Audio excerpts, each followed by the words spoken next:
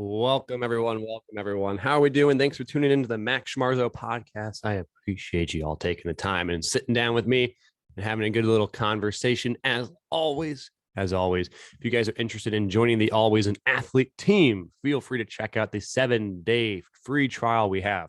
What is the Always an Athlete team? Good question, by the way. It is an ongoing training team. No, it's not a set program. This team goes on every week. I've had people on this program for several years. Why? Because it's fun. We challenge ourselves to train to be explosive, to build muscle mass. We have an awesome community on there. We have a message board. If you want to join, you don't know where to start. Well, that's why we have the 7-day free trial. You just join, kind of get used to the movements. You can ask questions along the way. And we get the ball rolling and we make the modifications we need and we start training. Well, and if you don't like that and that's not your cup of tea, that's okay. But if it is, feel free to join the 7-day free trial. If you like it, stick around. So we have some fun topics today. Dun, dun, dun, dun. Dun, dun, dun, dun. I need like an intro song. Dun, dun, dun, dun, dun, dun. Talking a little bit about motivation.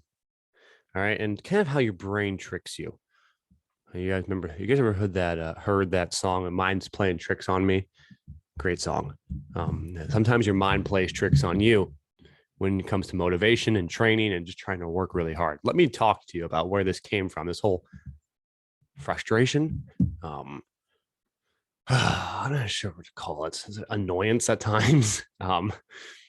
Whatever. We'll just get rolling. You see on social media, especially on like TikTok, man, you see all these motivational clips. Someone's doing something and they got motivational something in the background, or someone's lifting and there's some motivational talk, or someone's yelling at you about you need to be all in and you need to commit everything. And if you don't want it as bad as you want to, breathe, or all these crazy things. It's cool, but it's not really reality. Let me explain. So I kind of think about motivation as gas in a car. You need to have motivation to actually do something, right? That's fair. But you need to have enough motivation to actually get you from point A to point B. And when you drive a car, sometimes you get stuck in traffic. You got to wait at a red light. You're stuck behind a slow driver. You might have a detour. You might get hungry. You want to pull over and have some food. The journey is much more arduous. That's the right word. Not very glamorous as these motivational speakers make it seem like. It's just like, oh, we're going to be motivated AF to go get something done. Like, that's not actionable. That's not really helpful.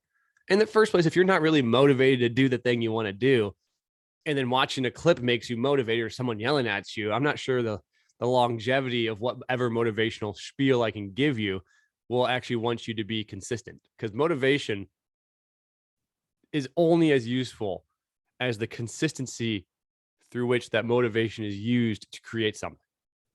You mean motivated for one day and do something? Sure, I guess.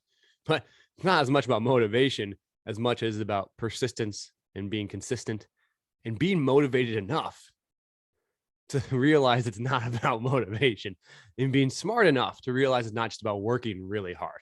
Let me give the basketball example. So there's a lot of players out there who just think that working hard and being fatigued means that they're doing the most possible to get to where they want to be. They always associate physical exertion and physical uncomfortableness with progress. And that is so unbelievably untrue. It's not about how uncomfortable you can make yourself. It's not about how much you can endure. I've worked with some very interesting individuals. Some of them are extremely wealthy individuals who are great business people. And one of the things one of the individuals told me was, he's like, hey, Max, what are your hobbies? What do you like to do? And he asked me a bunch of stuff. And, I like to, X, Y, and Z. And this individual liked to fish and other things like that. Very cool things, just hobbies. And I was like, I like to do this, blah, blah, blah. And he asked, a couple other people. And some of them just mentioned like, oh, their business and whatnot. And he looked at me separately and goes, you know what? It's not hard to get to where you want to be, because most people, if you really want to get there, especially in the business world, you just have to work as hard as humanly possible and you'll get there. And he goes, but that's not fun and that's not smart. Because what you really want to do is get as far as you can with as little effort. And he said that in a way that meant like, look, you want to be smart in what you do. You don't just want to beat your head against the wall, because it's not necessarily about just sheer yeoman's work of how much I can do, but really being technically intelligent, tactically, having tactics, and being objective and measuring your progress and being motivated enough to realize it's not just about how much you grind. And I found that so interesting. So in the basketball world, I've come across this many times. A lot of athletes, they like to try and work as hard as possible, but then they miss so many of these obvious stones you can turn over. Like, oh, I'm willing to wake up at 4 a.m. Okay, do you know how many calories you eat a day? No, I don't. Okay, well, you're motivated enough to wake up at 4 a.m., but you're not motivated enough to go consult with a dietitian for 30 minutes. Is that really motivation to wake up at 4 a.m.? Or are you tricking yourself? Are you convincing yourself that it's almost the lazy way out because it doesn't require any cognitive processing? It's just like, hey, I'm going to work so hard. I'm tired. And I know I gave it my all. No, you didn't give it your all. You just blinded yourself. Giving it your all would be to sit down and be objective and skillfully and being tactical in how we approach things to get the most return on what we do. It's not about, can I wake up at 4 a.m? You might not even want to wake up at 4 a.m. Professional athlete, go to bed. Wake up whenever you want to wake up. There's no need to wake up super early. It's not like the shots you make at 4 a.m. are that much more helpful. You know, objectively, if you wake up at 4 a.m., you want to get enough sleep. Let's say you actually don't get enough sleep because you probably won't. You go to bed at, let's say, 11. You get 7 hours of sleep. And now well, not even 7. You wake up at 4 a.m. That's not 7. Good math, Max. That's 5. You get 5 hours of sleep and you're going to go work out. And the workout you put in, you're going to be tired. You're not going to be optimal. So now you're fatigued, sleepy, not even extremely energetically awake. You're going to go work on skill development, and then you have to carry that fatigue with you throughout the whole day. It should be looked at as optimizing every day. You should be motivated enough to try and optimize what you do. And I get this like on social media too, you know, oh, I'm motivated. I want to do this. I want to do that. I want to create something, even as simple as I want to create an Instagram page. Okay. But they're so busy. They'll be so busy trying to, you know, do all the work. And they put together the most beautiful images, and they'll put together, everything's crafted, no typos, everything's edited really well. But then they don't do stuff that actually is consistent. So they won't post enough, or you won't post with continuity, or you don't even post things that you like. Someone asked me, Max, what should I do on my Instagram page? First off, make sure it's something you can do consistently. Doing something for a year is going to yield higher results than doing something for a week, especially when it's based on just aggregation of volume. You understand the system you're in. If you're in Instagram, you have to build some sort of presence. You're not going to know what works. You can't predict the future of what's going to work. So you have to start small. Start with something that's not going to take up tons of time. Get feedback from it and be looking at this as a journey, a path that you take, instead of, I'm going to create this instantaneously. And there's a lot of interesting people who spoke on this, like Steve Blank is an interesting individual who's talked about small business startups. And basically he talks about how if you knew how to run a business, and he complains about how modern day MBAs don't really help for starting a business, because all that is to sustain a business. The creation of a business is very different. It's not the same. You don't have an established product, an established brand, an established marketplace. You don't have established consumers. You don't have established competitors. When you are a startup, you basically don't know 100% what your future will look like. You have an idea of what you're trying to accomplish, but you realize it is a path, and there's twists and turns. You might take a left or right, like the gas station example. You might detour. You might have to get a new car. All these things might come up. And that's the same thing with athletes and their motivation as well. So busy, it's easy to be like, look, I'm going to work as hard as humanly possible. But maybe instead of working as hard as humanly possible, you should reflect on how much progress you've actually made with the time you've put in.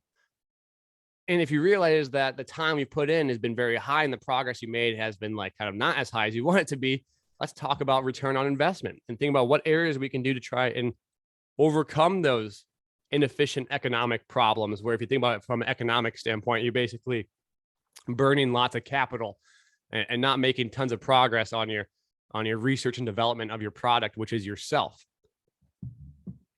So it's interesting. And the reason why I think your mind plays tricks on you, we can use another example of this, is like the exercise well. A lot of times people, when they first start training, they get motivated to train.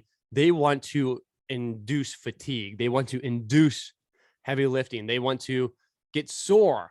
No pain, no gain. Why is that a common phrase? Well, because pain is one of the very few acute afferent signals. Afferent means coming from your muscles to your brain regarding the effort you are putting out in that set.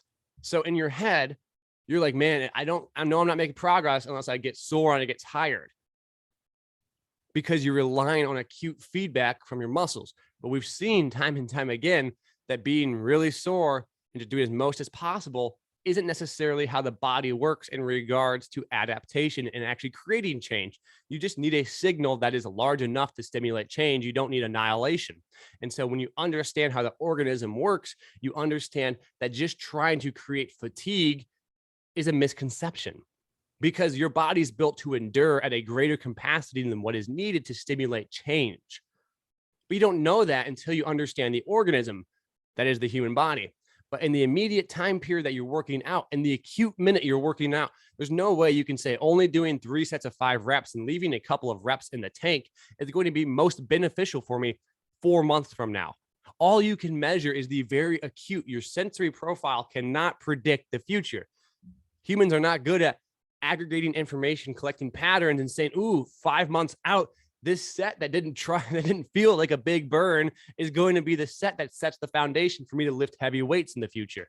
You're going to think in the moment, I have to work as hard as physically possible, because all you have with you are your senses. This is an issue with your own central nervous system playing tricks on you, because you have the psychology of perception. You have the acute time period of perception. That is the immediate right now. And then in your head, you're thinking, how do I achieve something that's going to create change? Well, the only immediate sensory input we have in that time period in the middle of the workout is our own exertion, our heart rate, our sweat, our blood pressure, the actual afferent signals coming from the muscles to the brain.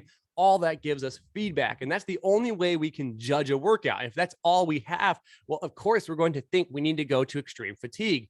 But in reality, research doesn't say we have to push us to the absolute limits to create change. We just need to have a large enough stimulus to keep the ball rolling. It's almost like instead of punting a football, it's kind of like keeping a ball rolling down a hill. You want to keep, or not down a hill, just keep a ball rolling. You just want to tap it and tap it and tap it, keep it moving versus trying to punt it 7,000 feet. And that's not how the body works. And so the same thing goes for motivation as a whole. What do you have immediate in the time period to judge the effectiveness of your work? You only have the time period that we are in. And so people so often default for their motivation to create large efforts in the acute. And what happens is they put in large efforts and they expect huge results from those large efforts. The issue is those results are asymmetrical. So you might put in 5 hours of work today, and those 5 hours of work only yield 30 minutes of benefit.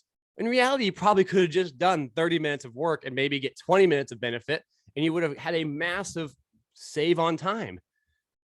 You wouldn't have to do all this crazy stuff, because I'm going to put an Instagram post out there. Let's imagine I'm going to make a post on social media. I'm starting a page. Okay, cool. I'm going to post something I like. I'm not sure exactly what it is. I'm going to post a jumping video. Instead of spending 20, 30, an hour trying to edit it all, maybe post one jumping video. Okay, and later in the day, you might post another one, and they're both slightly different. So now you have a slight difference in A and B test to kind of understand some feedback. You go about these small adjustments. Okay, I'm going to try a carousel. I'm going to try a reel. I'm going to make a video like this. I'll do this on TikTok. You might watch some videos on Instagram, which ones are popular, which ones are doing well. And then you might actually adjust. So for example, for myself on Instagram, it's a great resource to see what's going on and what's popular. I noticed that reels are really popular, obviously, duh. There are some, the photos have like gotten no more reach, but I noticed some carousels doing really well. Carousels of videos. That's where multiple slides of exercise are shown in a given carousel. I think it was like Athletes Authority. I did the podcast with them, did really well on some of their posts. And so I was like, look, I want to get some engagement of like that too. So I'm going to try posting a couple of carousels for the next couple of days. Will it work? I don't know. Will I lose possibly some engagement in the short term? Absolutely, I might. Am I willing to try and take small adjustments, knowing that these small adjustments might yield bigger returns in the future? I can always go back to what I was doing before. Absolutely. Am I going to spend hours and hours trying to make the world's most perfect reels, or am I going to try and take these adjustments that maybe are low hanging fruit within the algorithm? I'll try those adjustments first. I'm not perfect, you know. I don't know if it's going to work best, but I'm going to try. Same thing with this podcast. I don't know how this is going to go. My goal is I'm going to make 100 episodes. That's just a random ass goal I have. I always wanted to make 100 episodes of a podcast.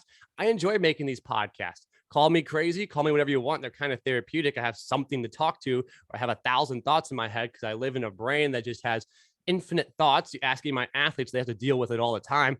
So I want to air it out somewhere so people maybe could get some yield of benefit from it. And instead of making hours and hours of podcast videos, I guess an hour long or hour and a half video every day, my thoughts don't last an hour and a half. They're too erratic and they don't have much continuity to them.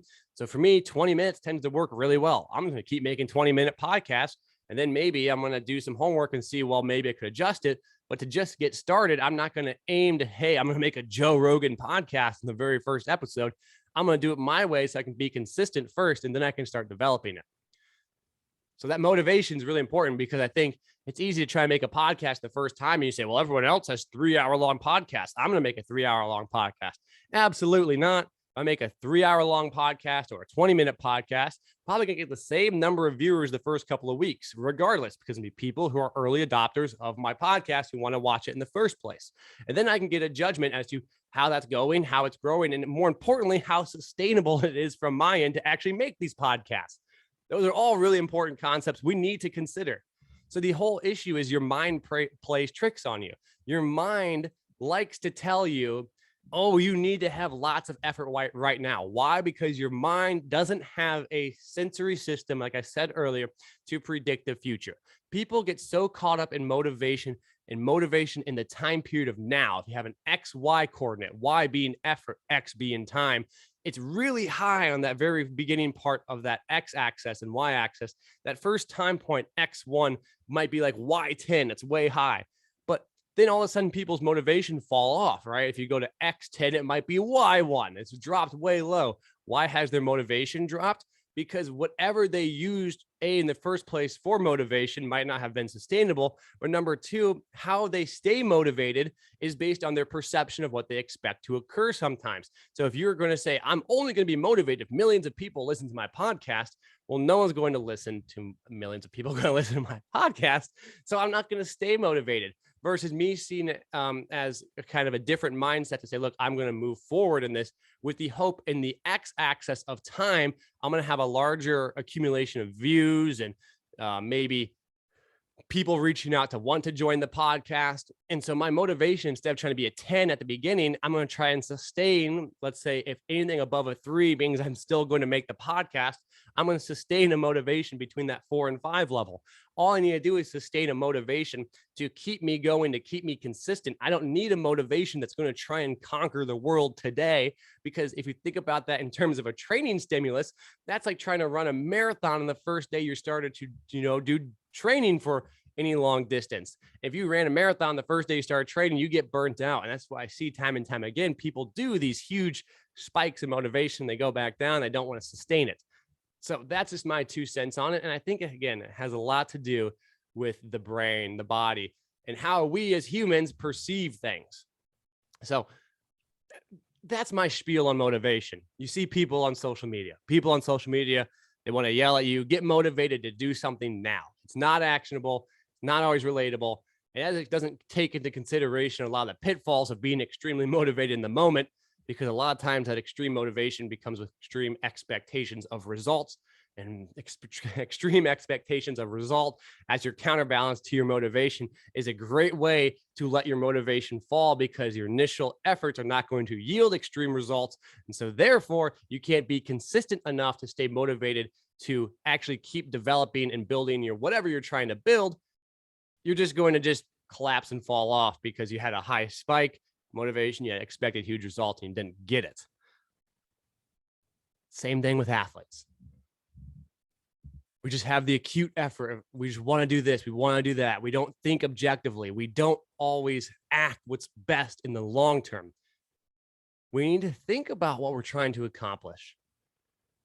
We need to think about what it actually means to be motivated and what it means to then actually make progress. Because motivation might not mean working hard. Sometimes being motivated means motivated enough to succeed that you're willing to take time off. You're motivated enough to succeed that you're willing to hire other people to help take on the burden of trying to overcome certain obstacles. Being motivated enough to succeed might involve having someone try and break apart your current plan to see what is and isn't working. Being motivated to succeed might have to do with being motivated enough to go read some research, go seek out those who do read research in that certain area, who are experts, who can help provide value and advice. That's my 2 cents on it. So thanks for listening to the Max Schmarzo podcast. Thanks always to listening. I don't know what I'm trying to say there. Thanks for listening to the Max Schmarzo podcast. I appreciate you guys. Hope you enjoyed it. Thanks for listening. Take care. Peace out.